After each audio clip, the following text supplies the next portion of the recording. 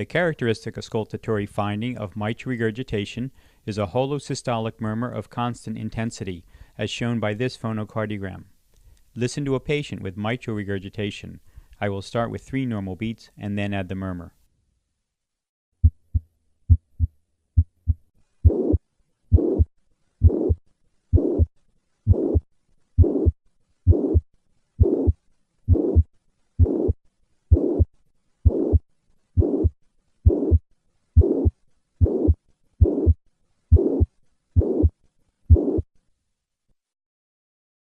The constant intensity of the mitral regurgitation murmur is a result of the persistent pressure gradient between the left ventricle and the left atrium throughout systole. This figure shows the direction of this regurgitant flow.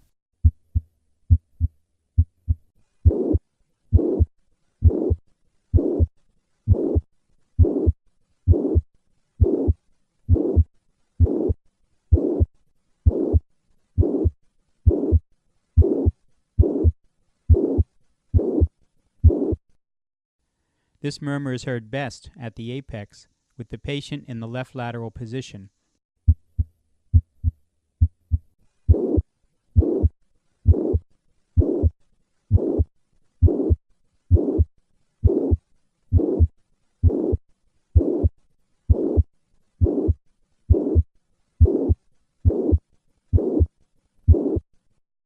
When the regurgitant jet is directed posteriorly, this murmur radiates towards the left axilla.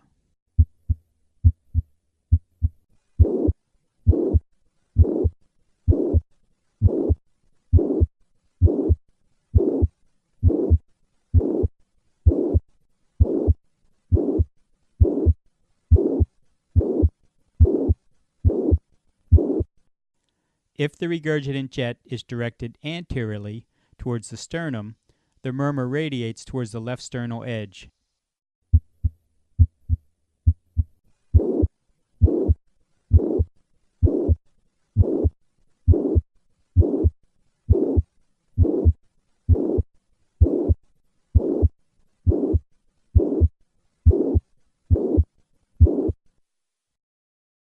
Mitral regurgitation will increase in response to hand grip maneuver. Listen to the change in this murmur with a hand grip maneuver. Rest.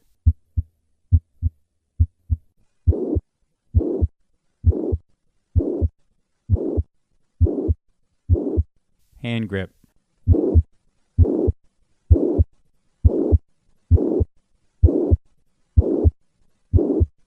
This murmur extends all the way to the second heart sound, reflecting the significant gradient that exists between the left ventricle and the left atrium throughout systole.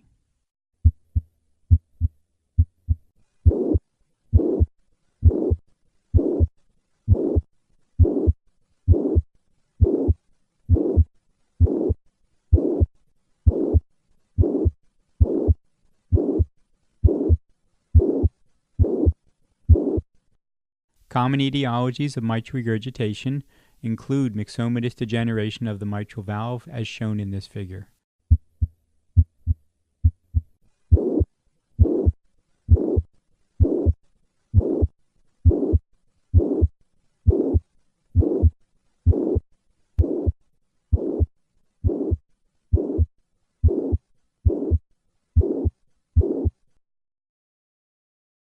This figure shows an example of mitral regurgitation as seen by color Doppler echocardiogram.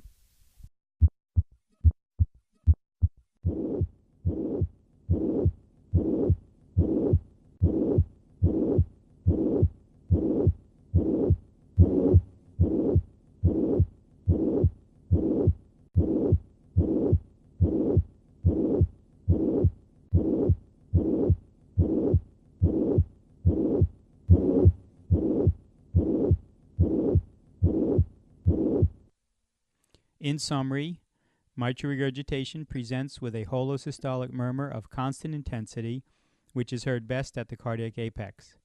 Listen once again to a patient with mitral regurgitation.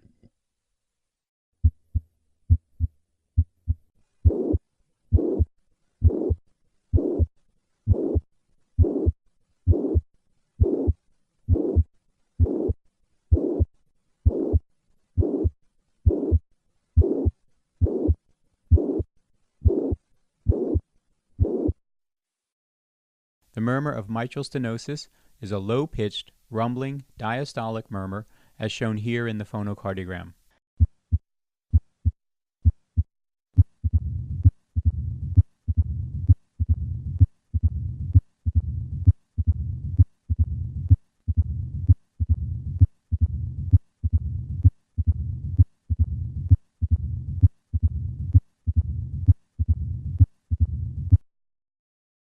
This murmur is heard at the cardiac apex with the patient in the left lateral position using the bell of the stethoscope.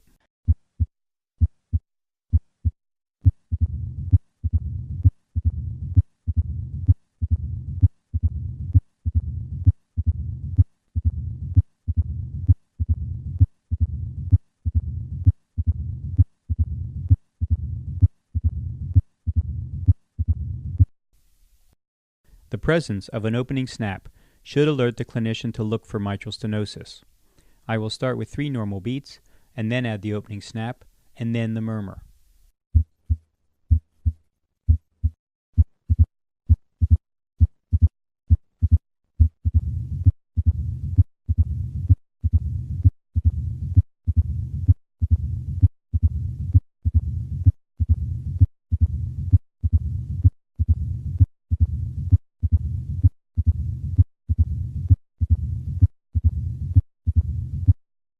Having the patient lie on their left side brings the heart closer to the chest wall and makes this murmur easier to hear.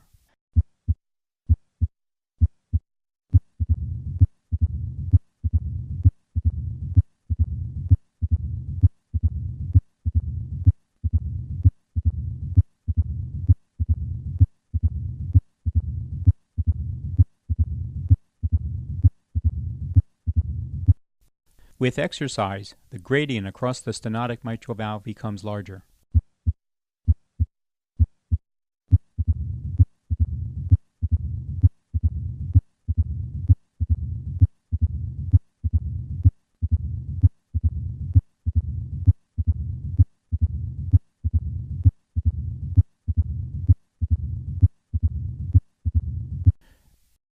When a patient's heart rate is above 90 beats per minute, the diastolic murmur of mitral stenosis can be confused with a systolic murmur because systole and diastole are nearly equal in duration.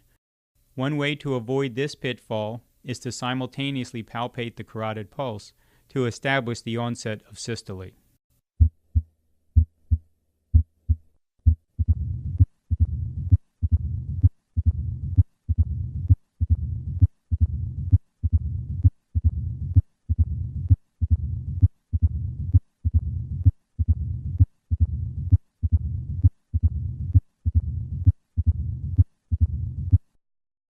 Echocardiography can demonstrate the degree of stenosis as well as the size of the left atrium.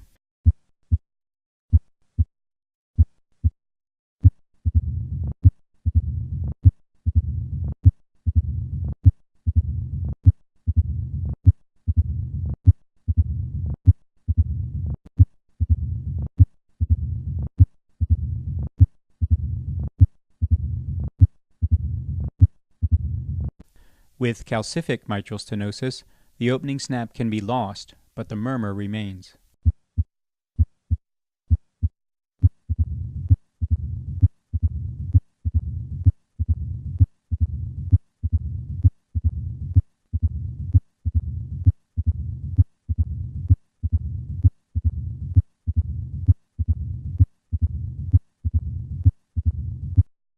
In patients with appropriate anatomy, mitral stenosis can be treated by a balloon valvuloplasty procedure as shown here.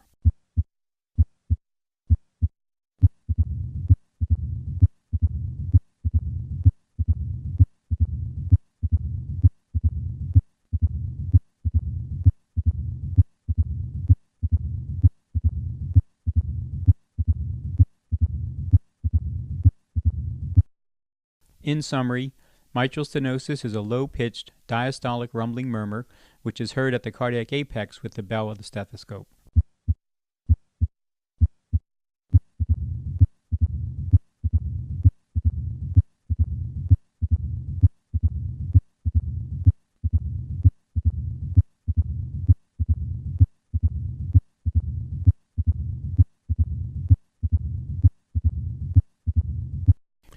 The murmur of aortic regurgitation is a high-pitched diastolic murmur that begins immediately after the second heart sound, as shown in the phonocardiogram.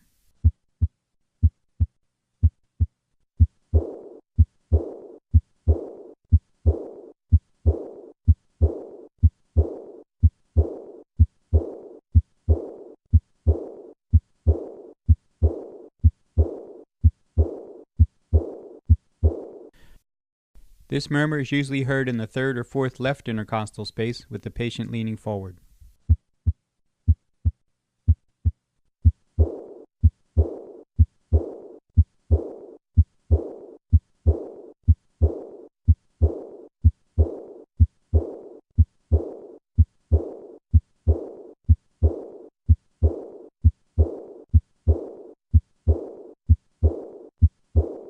The length of this murmur is directly related to the regurgitant volume in most patients.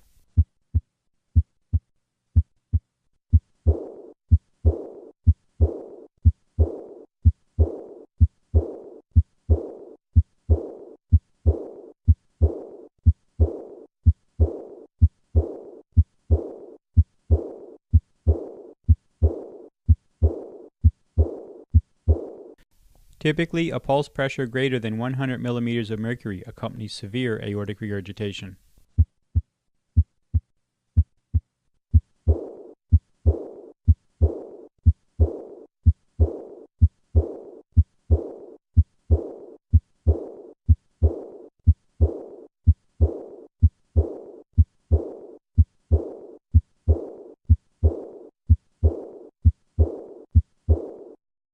The murmur of aortic regurgitation is heard best with the diaphragm pressed firmly against the chest wall.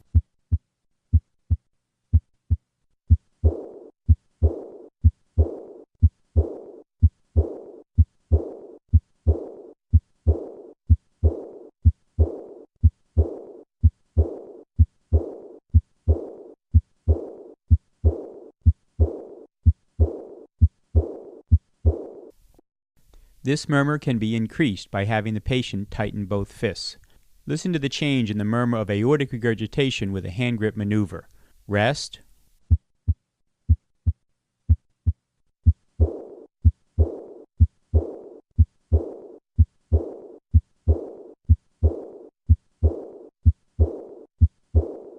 Hand grip.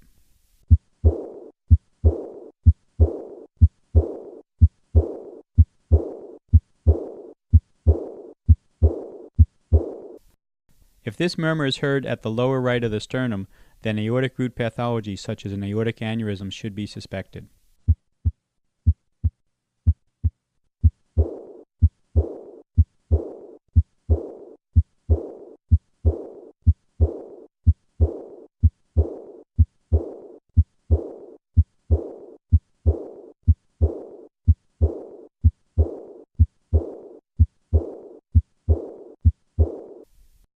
Echo Doppler studies can show the severity of aortic regurgitation.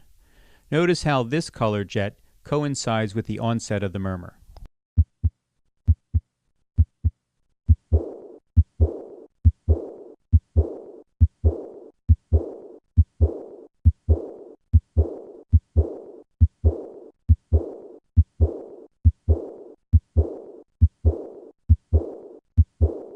This figure shows the direction of regurgitant flow in this disease.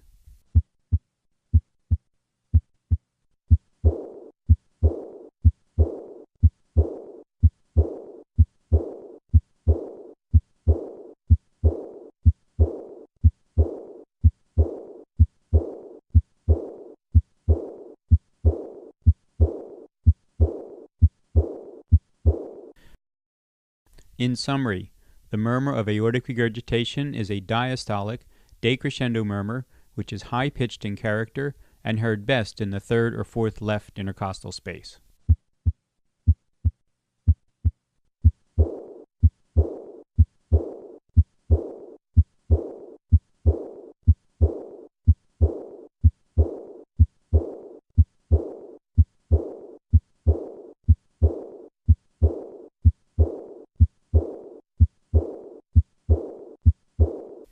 The murmur of aortic stenosis is a harsh, diamond-shaped murmur as shown by this phonocardiogram. Listen to a patient with aortic stenosis. I will begin with 3 normal beats and then add the murmur.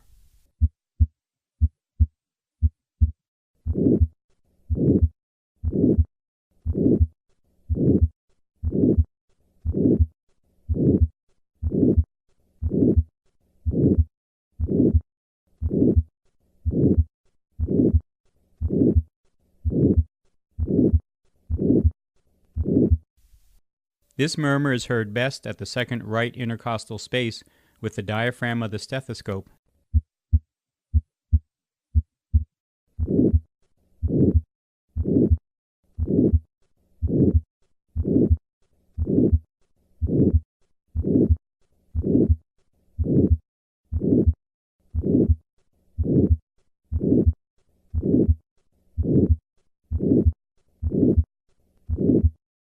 The severity of the stenosis is related to the delay in the peaking of this murmur.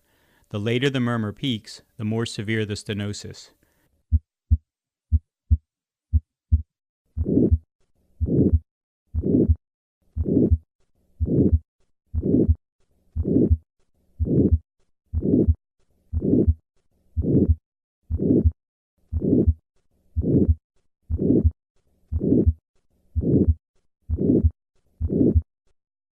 Aortic stenosis is often associated with a delayed and diminished carotid pulse.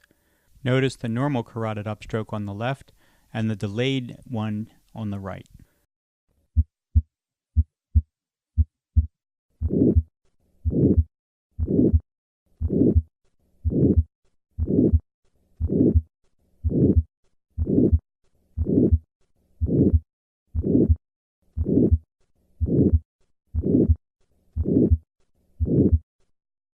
In many adult patients, aortic stenosis occurs in the setting of a congenital bicuspid aortic valve.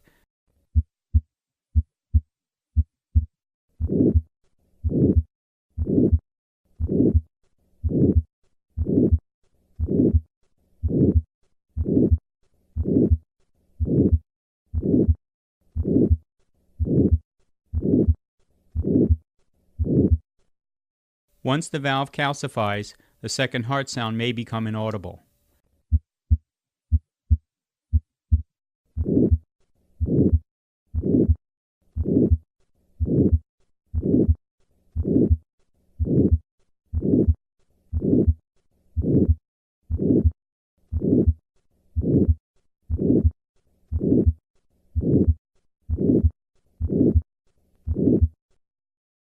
In some patients, the murmur of aortic stenosis may be heard at the cardiac apex with a higher pitch.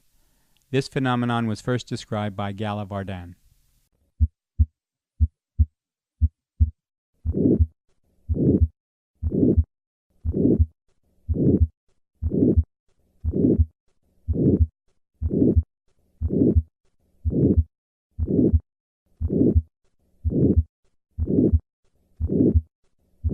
This murmur is heard best with the patient sitting up and leaning forward.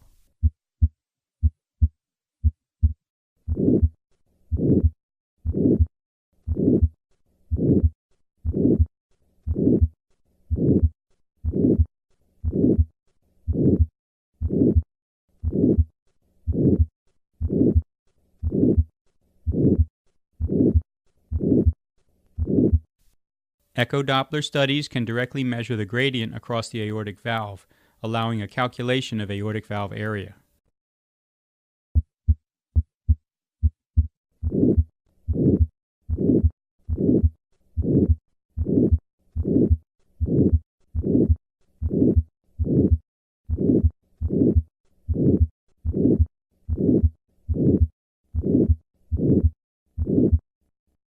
In summary, aortic stenosis presents with a harsh, diamond-shaped, late-peaking murmur heard best at the second right intercostal space with the patient leaning forward.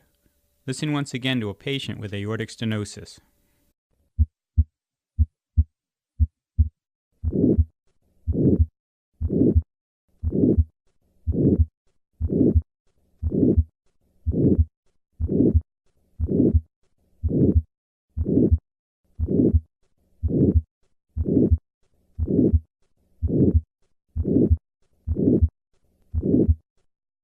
The third heart sound occurs in early diastole, shortly after the second heart sound, as shown by this phonocardiogram. Listen to a patient with the third heart sound. I will begin with 3 normal beats and then add the third heart sound.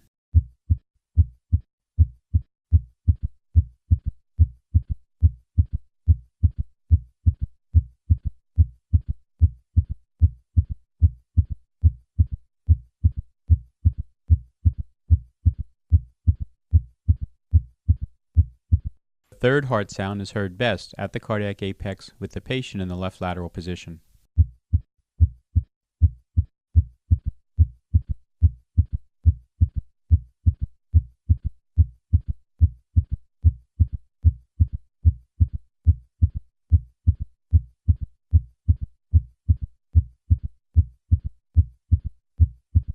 In those over the age of 40, a third heart sound usually indicates decreased left ventricular function.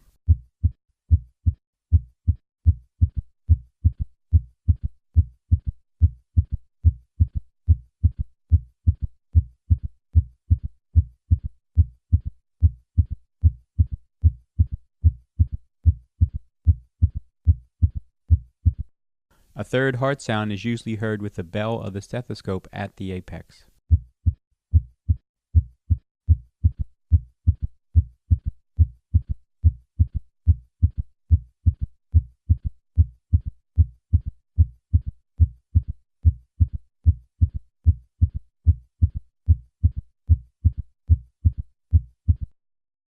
This sound occurs as a normal variant in children.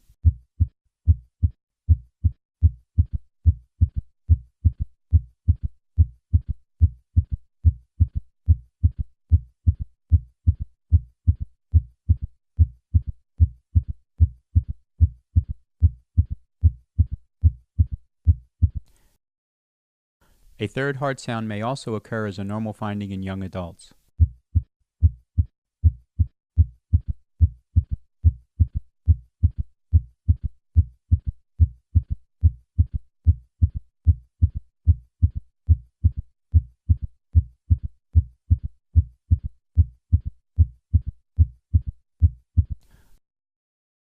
Patients over 40 who have a third heart sound usually have a decreased ejection fraction.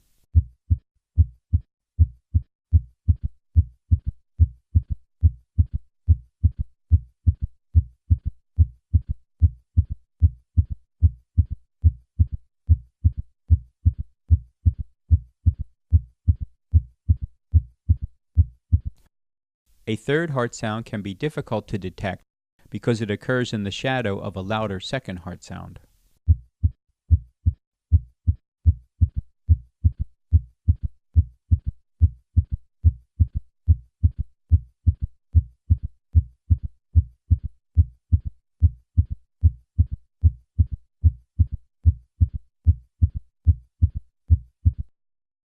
A third heart sound can occur in volume overload states such as mitral regurgitation.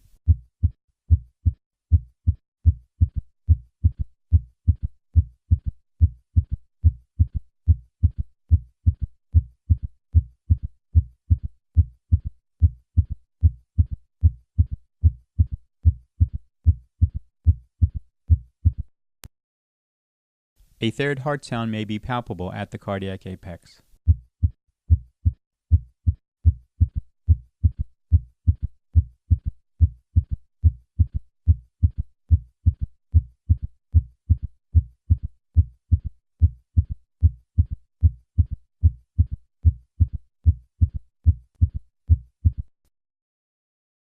In summary, third heart sound is a low-pitched, early diastolic sound heard best at the cardiac apex using the bell of the stethoscope with the patient in the left lateral position.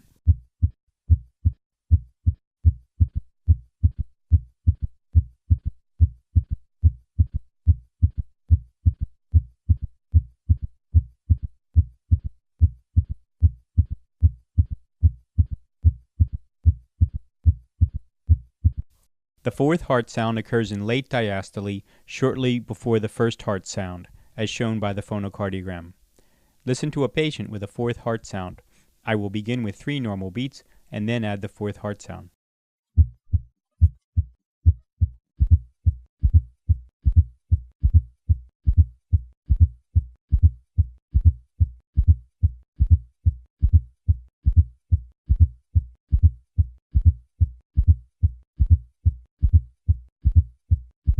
The fourth heart sound is heard at the cardiac apex with the patient in the left lateral position.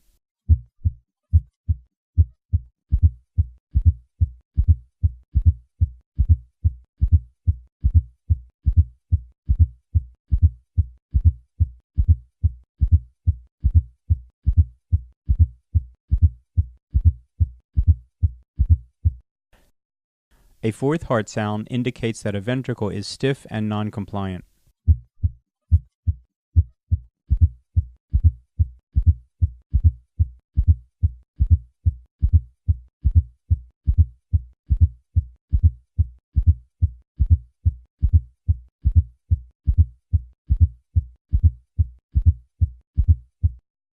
A fourth heart sound may be palpable at the apex.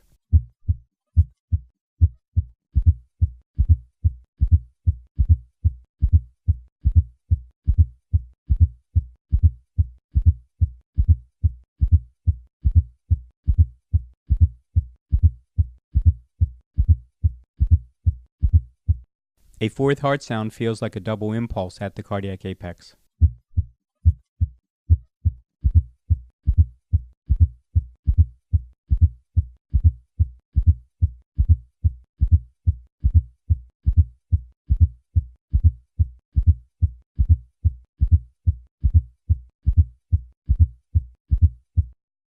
When a fourth heart sound is added to a normal first and second heart sound, a triple rhythm is created.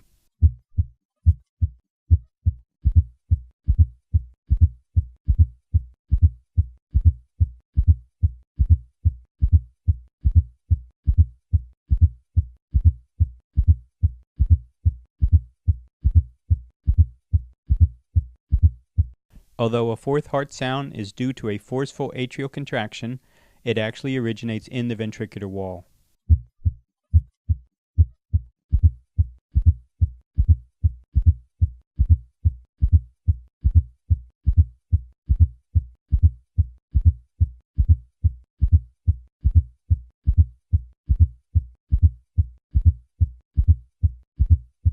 The most common cause of a fourth heart sound is hypertension.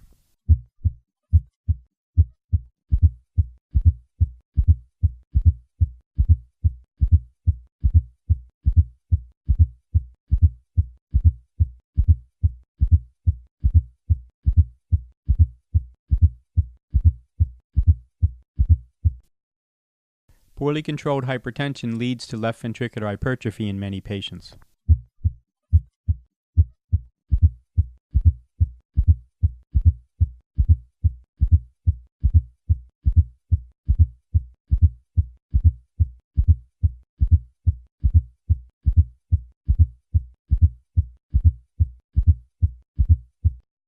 In summary, a fourth heart sound is a low-pitched, late, diastolic sound heard best at the cardiac apex.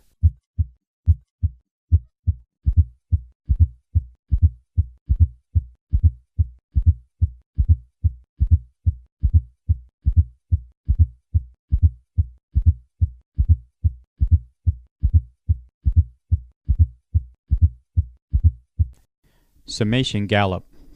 As the heart rate increases, a third heart sound from one cardiac cycle may coincide with a fourth heart sound from the following cycle.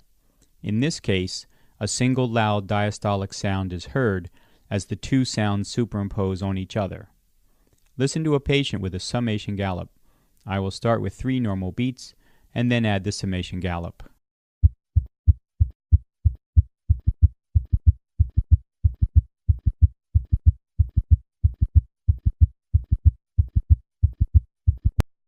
Summation gallops are usually heard best at the cardiac apex with the patient in the left lateral position.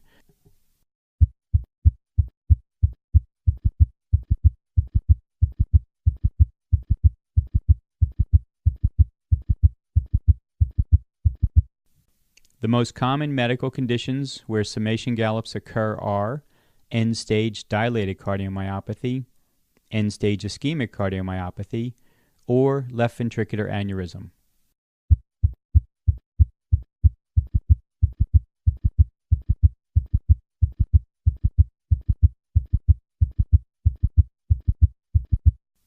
On occasion, A patient may have both a third heart sound and a fourth heart sound. At heart rates below 90 beats per minute, there can be a quadruple rhythm. Listen to a patient with both a third and fourth heart sound. I will start with 3 normal beats, and then add the third heart sound, and finally the fourth heart sound.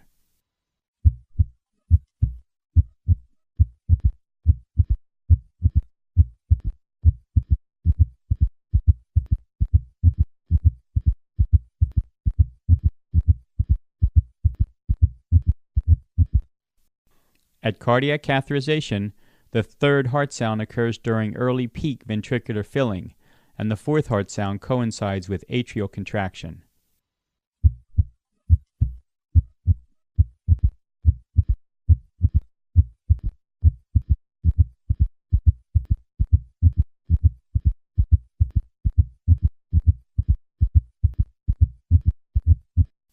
A summation gallop is located midway between 2 cardiac cycles. At these heart rates, it is easy to confuse systole with diastole. Many clinicians use the onset of the carotid pulse to time systole in this setting.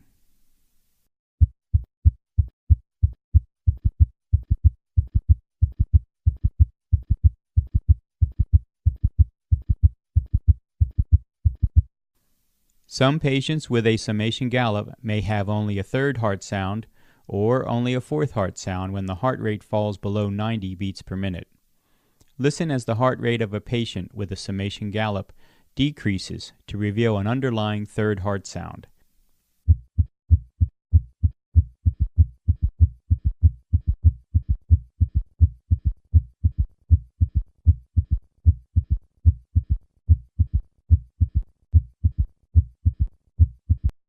In general, summation gallops are usually louder than either a third or fourth heart sound alone. Listen once again to a patient with a summation gallop.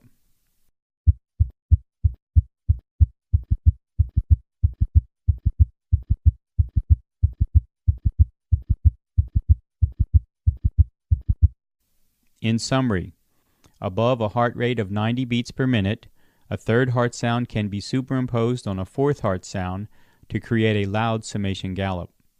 Slowing the heart rate can allow one to distinguish whether the gallop is a third sound, a fourth heart sound, or both. Listen once again to a patient with a summation gallop.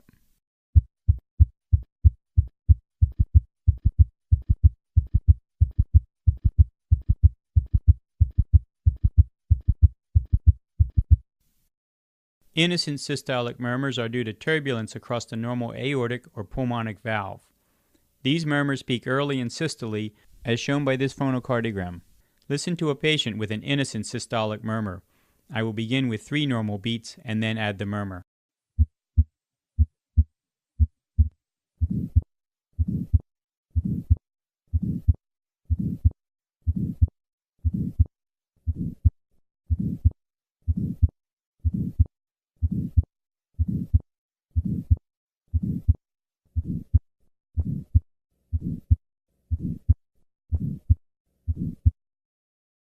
These murmurs are usually heard best in the second right intercostal space when they are due to turbulence across the aortic valve.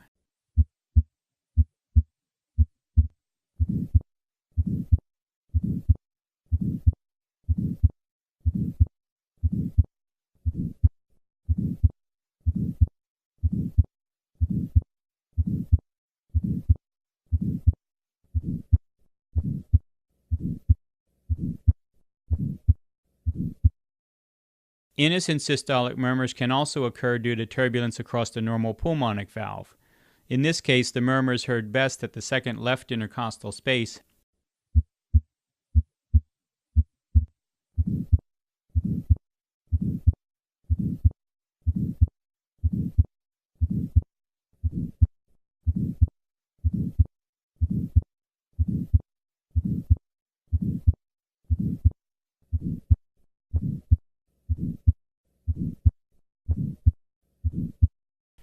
This transesophageal echocardiogram shows the area at the tips of the aortic leaflets where innocent systolic murmurs are thought to originate.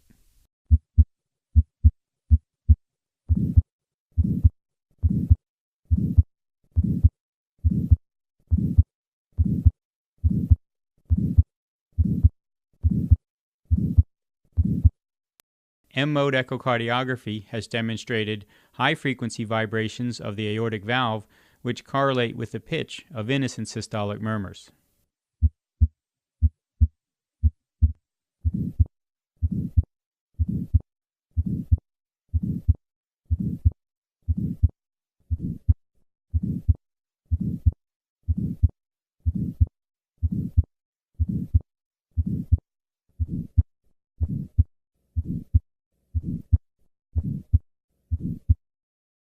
With practice, most physicians can reliably recognize an innocent murmur by the early peaking of this murmur and the lack of any pathologic findings.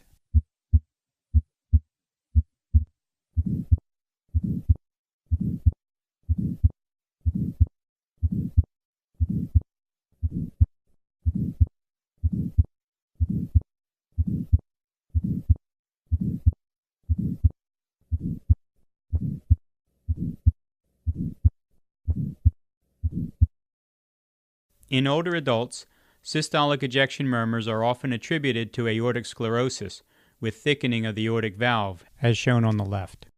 The thickened aortic valve in this setting identifies patients at increased risk of future cardiovascular events. Innocent murmurs, on the other hand, have no associated cardiovascular abnormalities, as shown by the normal aortic valve on the right.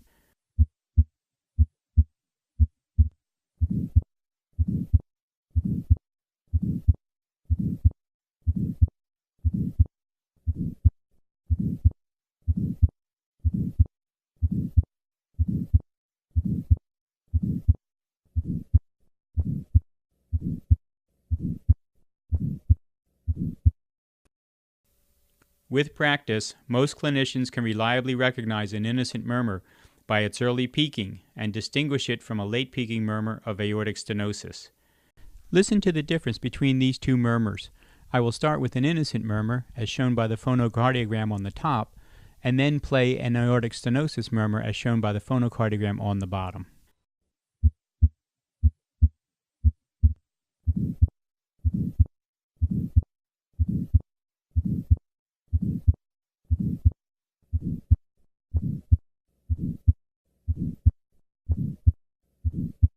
And now aortic stenosis.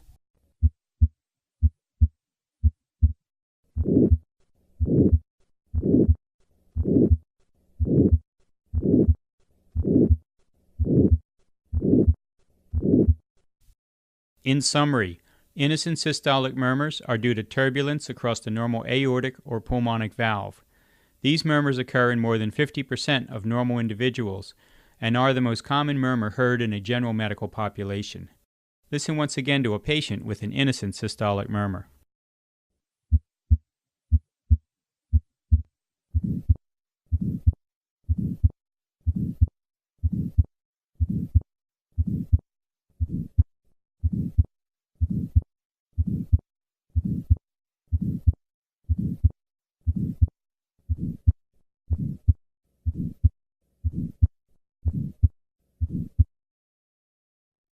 Review session. I will now play each of the sounds you have just learned and pause to give you time to identify the sound. I will then give the name of the sound. Recorded at the fourth left intercostal space.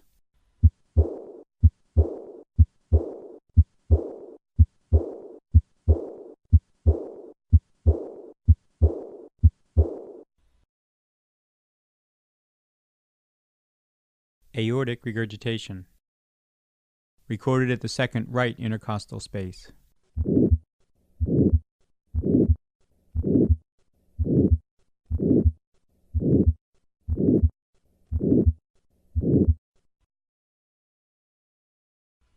Aortic stenosis. Recorded at the apex.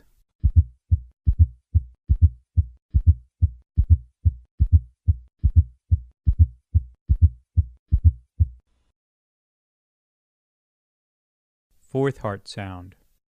Recorded at the apex.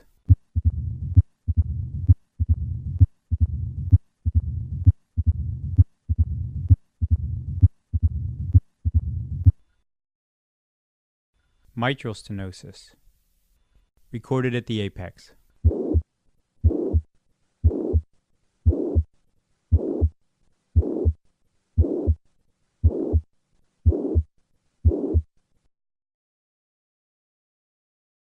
Mitral regurgitation. Recorded at the apex.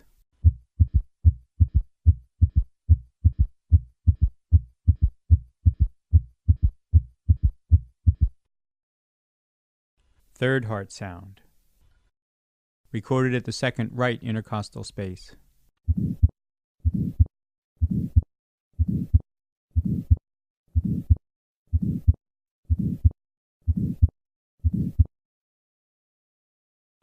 Innocent systolic murmur. Recorded at the apex.